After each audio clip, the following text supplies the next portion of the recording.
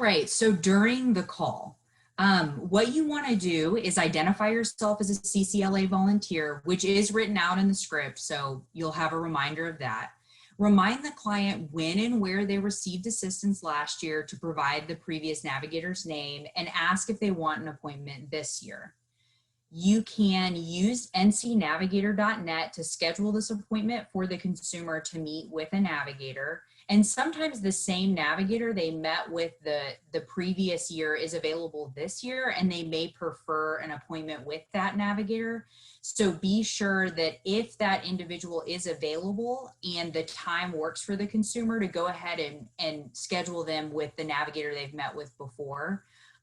We find that sometimes consumers prefer that, which makes sense. You know, if they've met with them in the past, they may want to meet with them again.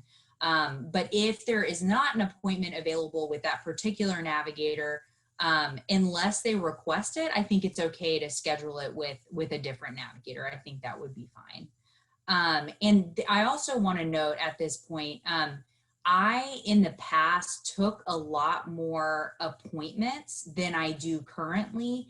And so there may be some individuals that you all speak with that maybe want to meet with myself directly, Julianne. And I'm not taking very many appointments. And so I would likely tell them that, you know, given that I now supervise the project, I just take less appointments, but that you can schedule them with a expert navigator that can help answer all of their questions. That, you know, all the navigators are federally certified and they go through exhaustive training. And so they'll be in good hands no matter who they meet with, I think is an important message to get across to some of the consumers. So you want to remind the consumers what information they need to bring to the appointment, that marketplace application checklist. And again, that just means, you know, what they'll have in front of them and with them whenever they're doing a phone appointment with one of our navigators. And then provide the consumer with the navigator's contact information in case they need to reschedule, cancel, or ask questions before the appointment.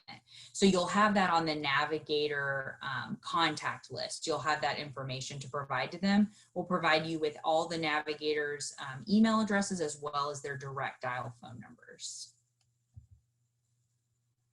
So if, when you're making callbacks, you speak with a consumer who is not quite ready to schedule an appointment, maybe they don't know their schedule in a few weeks for open enrollment, or they need to discuss it with their spouse and figure out a time that works for maybe both of them, provide them with the information to schedule an appointment on their own and or the marketplace contact information. So you can provide them with the 1-800 number for the marketplace call center, or you can provide them with healthcare.gov so they can do it on their own.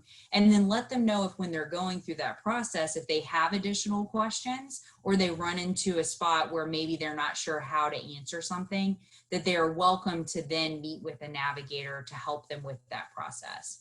Whenever someone meets with us, they don't necessarily need to go through the entire application and complete enrollment. We are here to just facilitate the process. So even if someone has already completed an application and they simply have questions about the plan options, maybe the networks regarding the plans, how the financial assistance works, anything like that, we can answer those questions. So if someone is interested in doing part of the process on their own and then meet with a navigator or vice versa, they're absolutely welcome to do that. They don't have to go through the entire process with our navigators, but again, we are here to help them through that entire process if they would prefer. So if an individual does not answer the phone, you want to make sure that you leave a voicemail. Obviously, if they're getting a call from a random number, there is a likelihood that you will get a lot of no answers, which is fine, but we do want you to leave a message and provide the information to schedule an appointment on their own.